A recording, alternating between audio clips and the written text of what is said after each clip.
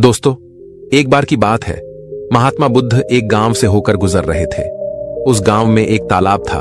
महात्मा बुद्ध और उनके सभी शिष्य तालाब के पास आकर रुक गए। तभी वहां पर एक लड़का अपनी मां के साथ पानी भरने आया। उस लड़के की नजर महात्मा बुद्ध पर पड़ी। वो महात्मा बुद्ध को पहले से ही जानता था। वह जानता था कि महात्मा बुद्ध बहुत ज्ञानी है और वो सभी के प्रश्नों का उत्तर देते। वह तुरंत ही महात्मा बुद्ध के पास पहुंचा। उसने महात्मा बुद्ध को प्रणाम किया और कहा, हे बुद्ध, मैं अपने जीवन में कुछ बहुत बड़ा करना चाहता हूं, लेकिन जब भी मैं कुछ करना चाहता हूं तो वो मुझसे संपूर्ण तरह से नहीं हो पाता। मुझे तो कुछ समझ ही नहीं आता कि आखिर में क्या गलती कर रहा हूं। इसलिए मैं आज आपसे यही प्रश्न पूछने आया कि लक्ष्य को पाने के लिए ऐसी कौन सी कठिनाइयां हैं जो हमें पार करनी होगी। महात्मा बुद्ध उस लड़के को देखकर मुस्कुराने लगे और उस लड़के से कहते हैं, जब तक तुम अपने लक्ष्य की ओर कदम नहीं बढ़ाओगे तब तक सफलता से जुड़ा हुआ हर एक प्रश्न, हर एक उत्तर अधूरा है। महात्मा बुद्ध इतना कहकर अपने सभी शिष्यों के साथ वहां से आगे की ओर चल पड़े। वो लड़का भी अपनी मां के साथ वापस अपने घर लौट आया। अगले दिन जब वो लड़का अपनी मां के साथ वापस उस तालाब पर पानी भरने आया तो उसने देखा कि तालाब में जो कमल की केवल कलियां थी, आज वो पूरी तरह से खिल चुकी है और पूरे के पूरे तालाब में केवल कमल के फूल ही नजर आ रहे। उस लड़के की मां को अपनी आंखों पर यकीन नहीं हो रहा था। उस पर उसकी मां कहती है, बेमौसम इतने सारे फूल एक साथ खिलना, ऐसी घटना तो मैंने आज तक नहीं सुनी। ऐसा अवश्य ही महात्मा बुद्ध के यहां पर आने के कारण हुआ है, अर्थात ये उनका ही प्रभाव है। ये सुन वो लड़का सोच में पड़ गया। उसने तुरंत ही तालाब से एक कमल का फूल तोड़ा और मन ही मन ये सोचने लगा, यदि यह महात्मा बुद्ध के प्रभाव के कारण हुआ है तो मुझे अवश्य ही महात्मा बुद्ध से मिलना चाहिए। शायद हो सकता है कि वो मुझे कुछ प्रेरणा देना चाहते हैं। ऐसा सोचते सोचते उस लड़के ने यह भी मन बना लिया कि वह महात्मा बुद्ध से अवश्य मिलेगा। और साथ ही उसके मन में महात्मा बुद्ध की वो आवाज गूंज रही थी कि जब तक तुम लक्ष्य की ओर कदम ही नहीं बढ़ाओगे तब तक सफलता से जुड़ा हर प्रश्न, हर उत्तर अधूरा है। तभी उस लड़के ने वह कमल का फूल एक छोटे से मटके में रख लिया और उसने मन ही मन यह मन बना लिया कि वह महात्मा बुद्ध से मिलकर रहेगा और उसके मन में जो भी प्रश्न है वह उनसे उनके उत्तर जानकर रहेगा। उस लड़के ने तुरंत ही अपनी मां से कहा, मां, मैं महात्मा बुद्ध से मिलने जा रहा हूं। वो अब तक बहुत आगे नहीं निकले होंगे। यदि मैं जल्दी जल्दी चलूंगा तो एक दिन में उन तक पहुंच ही जाऊंगा और फिर एक दो दिन में मिलकर मैं वापस घर लौट आऊंगा। उसकी मां ने उसे समझाने की कोशिश की, लेकिन वो लड़का नहीं माना। वो तुरंत सफर की ओर निकल पड़ा। वो मार्ग पर तेजी से आगे बढ़ रहा था। जल्दी जल्दी चलते हुए उसने बहुत कम समय में अपना गांव पार कर लिया, लेकिन अब इसी कारण वो थकने भी लगा था और उसकी रफ्तार भी धीमी पड़ रही थी। उस लड़के का जोश भी अब खत्म होता जा रहा था। धीरे धीरे चलते चलते वह जंगल के रास्ते आ पहुंचा और जंगल को देखकर उसके मन में एक डर उत्पन्न हुआ। उसने सोचा कि मैंने आज तक कभी जंगल पार नहीं किया है और इस जंगल में तो कई जंगली जानवर भी हैं। यदि मैं रास्ता भटक गया तो मैं महात्मा बुद्ध तक कभी नहीं पहुंच पाऊंगा, और यदि मैं किसी गलत रास्ते पर चला गया तो मुझे कम से कम 2 दिन और लगेंगे महात्मा बुद्ध तक पहुंचने के लिए, और यदि वो मुझसे बहुत आगे निकल गए तो मुझे बाकी रास्ते भी पता नहीं चल पाएंगे और फिर मैं उनसे कभी नहीं मिल पाऊंगा। वो लड़का इसी सोच विचार में पड़ा हुआ था। तभी उसने देखा कि उसी रास्ते से एक घुड़सवार आ रहा था। लड़के ने उस घुड़सवार से कहा, भाई, मुझे जंगल पार करवा दीजिए। मुझे महात्मा बुद्ध से मिलना है।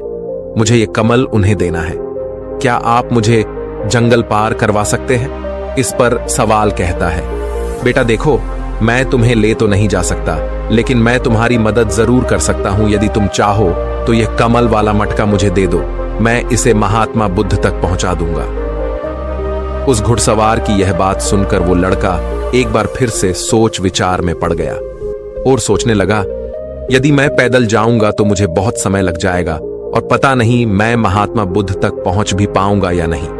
अगर मैं ये कमल वाला मटका घुड़सवार को दे देता हूं तो ये घुड़सवार घोड़े से बहुत जल्दी महात्मा बुद्ध तक पहुंच जाएगा और उन्हें यह कमल जरूर दे देगा। इससे मेरा काम भी आसान हो जाएगा और मेरा काम बहुत जल्द पूरा भी हो जाएगा।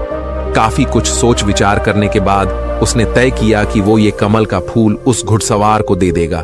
ये सोचकर उस मटके को उस घुड़सवार को थमाने ही वाला था कि तभी उसे याद आया कि इस कमल के पीछे उसका क्या उद्देश्य है, वो किस मकसद से इस कमल को महात्मा बुद्ध के पास ले जा रहा है। तभी उस लड़के के मन में एक और विचार उत्पन्न हुआ, यदि मैं इस कमाल को लेकर महात्मा बुद्ध तक नहीं पहुंचा तो फिर मेरा जो प्रश्न है मैं उनके उत्तर कैसे जान पाऊंगा। और हो सकता है कि मुझे मेरे जीवन में बस ये एक ही मौका मिला है जिसमें मैं महात्मा बुद्ध से मिल सकता हूं और अपने सभी प्रश्नों के उत्तर पा सकता हूं। हो सकता है कि दोबारा मुझे ये अवसर ना मिले, इसलिए मैं ये मटका नहीं दूंगा। मैं इसे स्वयं ही महात्मा बुद्ध तक पहुंच जाऊंगा। काफी कुछ सोच विचार करने के बाद उसने घुड़सवार से कहा, देखिए, ये मटका तो मैं खुद ही उन तक ले जाना चाहता हूं, क्योंकि मेरा उनसे मिलना बहुत जरूरी है। मेरे मन में कई प्रश्न हैं जो मैं उनसे जानना चाहता हूं, इसीलिए यह फूल मैं ही उन्हें दूंगा। इसलिए कृपया करके मुझे जंगल से बाहर निकलने का रास्ता बता दीजिए, मैं स्वयं ही चला जाऊंगा। इस पर उस घुड़सवार ने उस लड़के को जंगल से बाहर जाने का रास्ता बता दिया और उस मार्ग पर आगे की ओर बढ़ चला। वो जल्दी जल्दी मार्ग में आगे बढ़ रहा था और देखते ही देखते शाम का वक्त भी होने आया था। तभी उस लड़के के मन में एक और विचार आया और वो ये सोचने लगा, यदि शाम के वक्त मैं इस जंगल में भटक गया तो मेरा क्या होगा? मैं महात्मा बुद्ध तक कैसे पहुंच पाऊंगा? और अगर मैं उनसे नहीं मिल पाया तो मेरी यात्रा बेकार हो जाएगी। इससे तो अच्छा होता कि मैं उस घुड़सवार को ही ये मटका दे देता, वह उसे महात्मा बुद्ध तक अवश्य पहुंचा देता। मुझे तो घर लौट जाना चाहिए था, यही मेरे लिए बेहतर होता। इस प्रकार उस लड़के के मन में तरह तरह के विचार उत्पन्न हो रहे थे। ऐसा होगा तो क्या होगा, वैसा हो जाएगा तो क्या होगा, यदि मैं भटक गया तो क्या होगा। तभी उस लड़के ने उस कमल की ओर देखा। उस कमल से ही उसे महात्मा बुद्ध की याद आई। महात्मा बुद्ध के चेहरे पर वो असीम शांति थी, उसे महात्मा बुद्ध की वो मुस्कान याद आई। तभी उसके मन में एक और विचार उत्पन्न हुआ, जिनके आने से हमारे तालाब में इस प्रकार अनेक को फूल खिल गए, जिसके साथ होने से हमारे मन को प्रेरणा मिलती है, जिनके चेहरे पर वो असीम शांति है, जिनसे मिलकर मेरा मन शांत हो जाता है। यदि मैं उनसे मिल पाऊं तो मुझे कितना कुछ सीखने को मिलेगा। ऐसा सोचते ही उसके मन में एक बार फिर से महात्मा बुद्ध से मिलने की प्रेरणा जाग उठी और वो निश्चिंत होकर अपने मार्ग में आगे की ओर बढ़ता चला जा रहा था। काफी दूर आगे चलने के बाद जंगल खत्म होने लगा। तब उसने महसूस किया कि जब जब वो अपनी इस यात्रा का उद्देश्य याद करता है, जब ये याद करता है कि वो महात्मा बुद्ध से क्यों मिलना चाहता है, तब तक उसके राह की मुश्किलें कम होने लगती हैं। और यही वास्तविकता है, यही हम सभी के साथ होता है। फिर चाहे वो कोई छात्र हो या फिर व्यापारी, जब जब इंसान खुद पर शक करता है, खुद पर संदेह करता है, तब तक वह रुकावटें बड़ा रूप ले लेती है। और जब हम अपने लक्ष्य को याद रखते हैं, अर्थात अपना उद्देश्य याद रखते हैं, तब तक वो रुकावटें हमारे सामने छोटी पड़ जाती है और हम उसे आसानी से पार करके अपने लक्ष्य की ओर आगे बढ़ चलते। इस पर उस लड़के ने यह महसूस किया कि उसे अपना लक्ष्य याद रखना है, उसे अपना उद्देश्य याद रखना है और छोटे छोटे कदमों से आगे की ओर बढ़ते जाना है। उसके बाद उस लड़के ने सारी चिंताएं छोड़ दी। वह केवल सफर पे आगे की ओर बढ़ता जा रहा था, लेकिन इस बीच वो चलते चलते काफी थक चुका था। और जैसे ही उसने जंगल पार किया, तभी जंगल के ऊपर उसे एक छोटी सी कुटिया नजर आई। वहां पर एक सुंदर स्त्री रहती थी। लड़का काफी थक चुका था और उसे बहुत जोरों की प्यास लगी थी। वो लड़का उस कुटिया में गया। वहां पर उस स्त्री से उसने पानी मांगा। इस बार उस स्त्री ने उस लड़के को पानी पिलाया। तभी वह स्त्री उस लड़के से कहती है, आखिर तुम महात्मा बुद्ध से क्यों मिलना चाहते हो? इस पर वह लड़का कहता है, मेरे मन में कुछ प्रश्न हैं और मैं उन प्रश्नों का उत्तर जानना चाहता हूं, और मेरे पास केवल ये एक ही अवसर है, इसलिए मुझे उनसे मिलना ही है। वह लड़का उसी तरह से अपनी बातें कर ही रहा था। उधर दूसरी तरफ उस स्त्री के मन में उस लड़के के प्रति प्रेम जाग रहा था कि उस लड़के को पसंद करने लगी थी। वो लड़की उस लड़के को रोकना चाहती थी। वो उससे कहती है, आज की रात तुम यहीं रुक जाओ, वैसे भी शाम होने को है और बहुत जल्द रात भी हो जाएगी। ऐसे में तुम कहाँ जाओगे? इससे अच्छा है आज तुम यहीं पर रुक जाओ। आज हमारे बगल में ही शादी है, वहां पर नाच गाना होगा, खाना पीना होगा, बहुत मजा आएगा। इसीलिए आज रात तुम यहीं पर रुक जाओ। उस स्त्री के मुख से यह सुनकर वो लड़का यह समझ चुका था कि यह स्त्री मुझे पसंद करती है और वह बहुत सुंदर भी है। उसकी सुंदरता को निहारते हुए वो लड़का मन ही मन ये सोच रहा था कि यदि मैं इस तरह से दोस्ती कर लूं तो मेरा जीवन तो समझ जाएगा, मुझे जीवन का मजा आ जाएगा और वैसे भी आज रात तक तो मैं महात्मा बुद्ध से मिल भी नहीं पाऊंगा, तो क्यों ना मैं यहीं पर रुक जाऊं। तभी उस लड़के ने जवाब देते हुए कहा, मैं कुछ देर में सोच कर बताता हूं। लड़का इस विषय पर सोच ही रहा था कि तभी उसके मन में एक बार फिर से महात्मा बुद्ध की वो बात याद आ गई और उसे यह एहसास हुआ कि मैं इतनी दूर से यहां पर क्यों आया हूं। उसने मन ही मन खुद से प्रश्न किया, क्या मैं यहां पर इतनी दूर इस लड़की से मित्रता करने आया था? नहीं नहीं, ये मेरी मित्र नहीं बन सकती।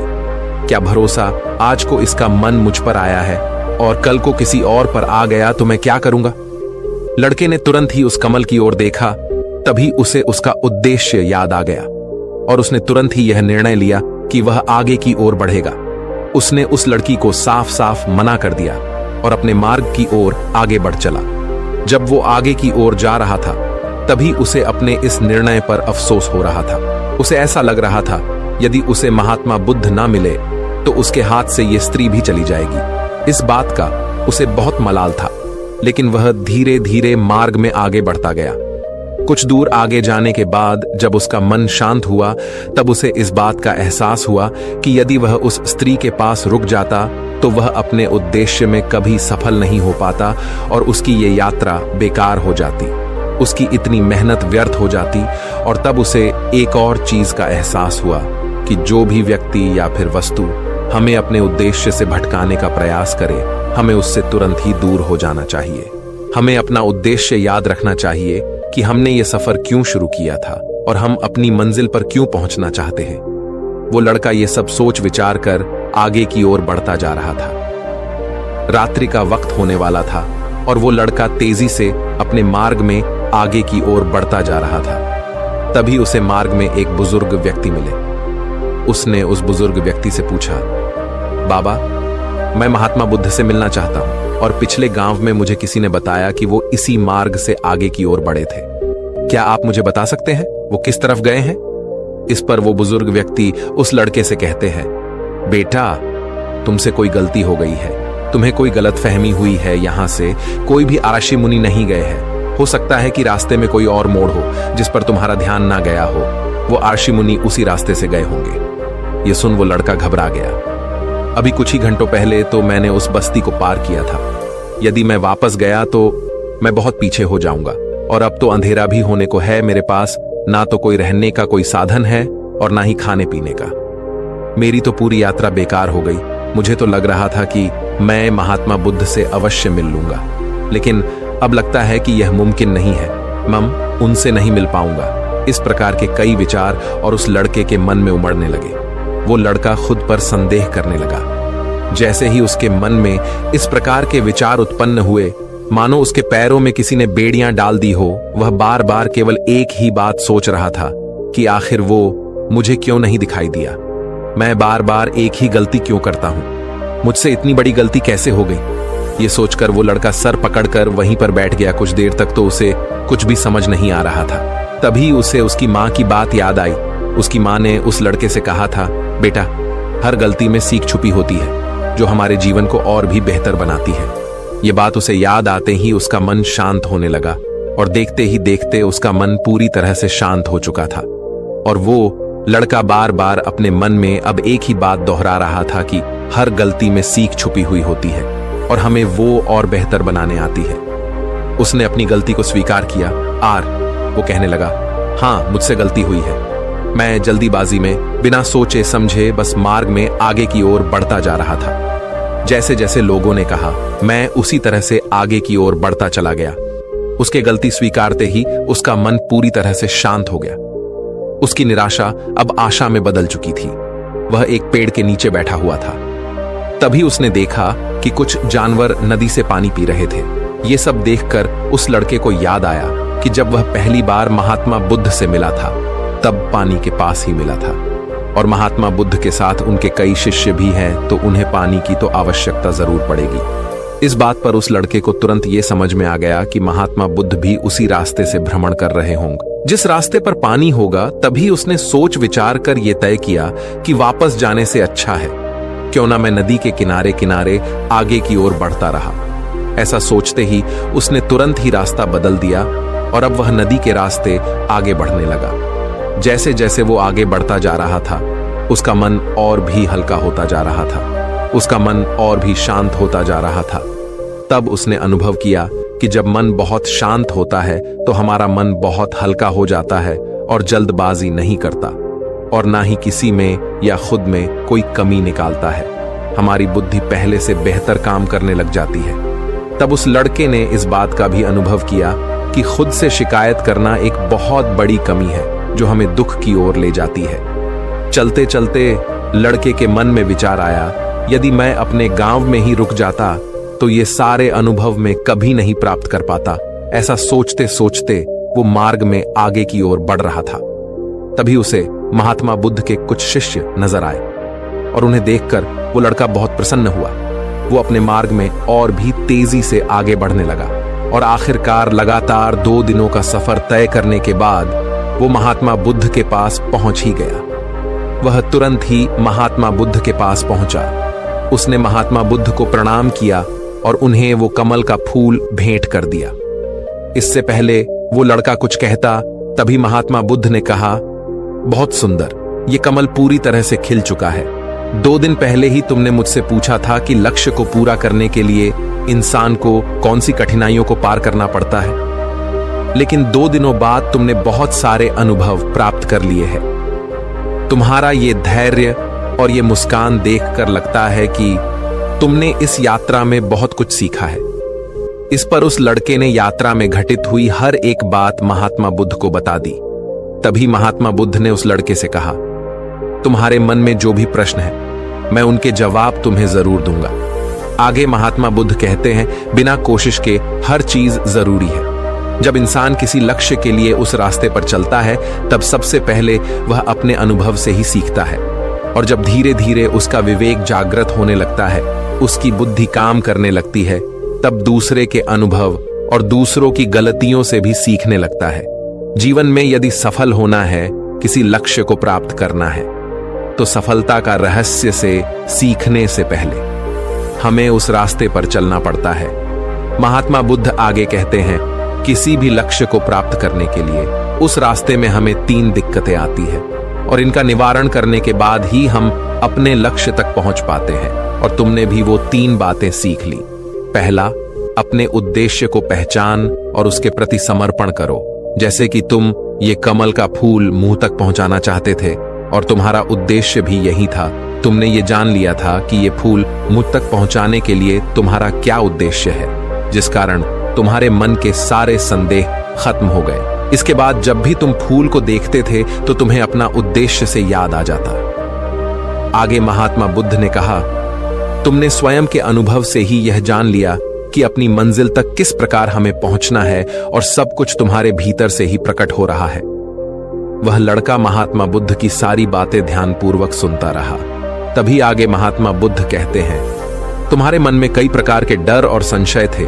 पता नहीं तुम मुझ तक पहुंच पाओगे या नहीं, पता नहीं तुम जंगल पार कर पाओगे या नहीं, क्योंकि तुमने आज से पहले कभी जंगल पार नहीं किया था और रास्ते में तुम्हें तरह तरह की रुकावटें भी झेलनी पड़ी।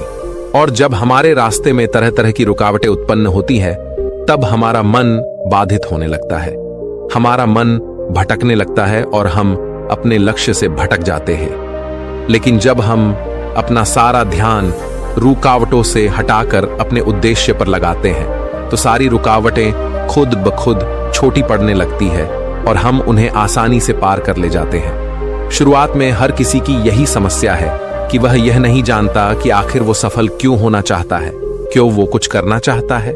इसी कारण उनके सामने परेशानियां भी बहुत ज्यादा होती हैं और वह उन परेशानियों के सामने घुटने टेक देते। लेकिन जैसे जैसे आप आगे बढ़ते हैं, अपने लक्ष्य के प्रति समर्पित हो जाते हैं, तो वैसे वैसे चलते जाना आसान हो जाता है और हम अपने लक्ष्य तक पहुंच ही जाते हैं। आगे महात्मा बुद्ध उस लड़के को तीसरी बात बताते हुए कहते हैं, असली शक्ति इच्छाओं को पूरा करने में नहीं बल्कि उनको मिटाने में कहते हैं कि हम जानते हुए भी सही काम नहीं करते। अगर हम अपने उद्देश्य की ओर आगे बढ़ते हुए आकर्षणों को पीछे रुक जाते तो हमारी यात्रा कभी पूरी नहीं हो सकती। इसलिए जैसे इस यात्रा के दौरान तुमने फूल हमेशा अपने साथ रखा, अपने पास रखा, वैसे ही उद्देश्य हमेशा सामने रखना चाहिए। हमारा लक्ष्य हमेशा हमारी आंखों के सामने होना चाहिए। इससे हमें निर्णय लेने में आसानी होती है। अन्यथा हमारे मन का संदेह, हमारी मन की शंका हमें कभी भी सही निर्णय नहीं लेने देती और वह हमें मन की उलझनों में फंसाकर रख देती है।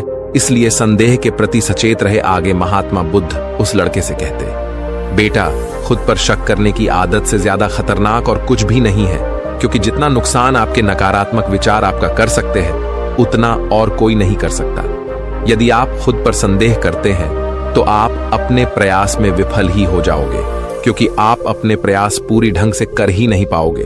आप उससे बचने का प्रयास करोगे और जब तक हम अपनी गलती नहीं पहचानते तब तक हमें वो बात परेशान करती रहती है, वो हमें कमजोर बनाती रहती है। हमारे मन में केवल एक ही विचार चलते रहते हैं कि आखिर हमसे ये गलती क्यों हुई, मैं इतना नादान, इतना कमजोर कैसे हो सकता हूं, और अगर मैं आज इतना कमजोर हूं, मैं आज उस काबिल नहीं हूं, तो मैं आगे चलकर क्या कर पाऊंगा। तो इसलिए अपने आप को यह याद दिलाओ कि हर गलती में सीख छुपी हुई है और उससे सीख कर ही हमें अनुभव मिलता है और उस अनुभव से ही हम अपने लक्ष्य तक पहुंच पाते हैं। सबसे पहले अपने मन को शांत करो, बुद्धि और विवेक का प्रयोग करो और उद्देश्य की तरफ आगे बढ़ते चलो। सिर्फ इसी तरह से आप किसी भी चुनौती का सामना कर सकते हैं और बड़े से बड़े लक्ष्य को भी आसानी से हासिल कर सकते हैं। इतना कहकर महात्मा बुद्ध शांत हो गए और उस लड़के को भी महात्मा बुद्ध की सारी बातें अच्छी तरह समझ में आ चुकी थी। उसे महात्मा बुद्ध को प्रणाम किया और पूरी रात वह उन्हीं के साथ रहा। अगली सुबह वह अपने घर की ओर लौट आए। दोस्तों, आपने आज के इस वीडियो से क्या सीखा वो मुझे आपको कमेंट में जरूर बताएगा। इसी के साथ मुझे उम्मीद है कि आपको आज की वीडियो जरूर पसंद आएगी। तो लाइक और शेयर करने के साथ चैनल को सब्सक्राइब और घंटी बटन को जरूर दबा दीजिएगा। तो चलिए फिर मिलते हैं ऐसे ही एक और वीडियो में। तब तक के लिए अपना ख्याल रखिए। धन्यवाद।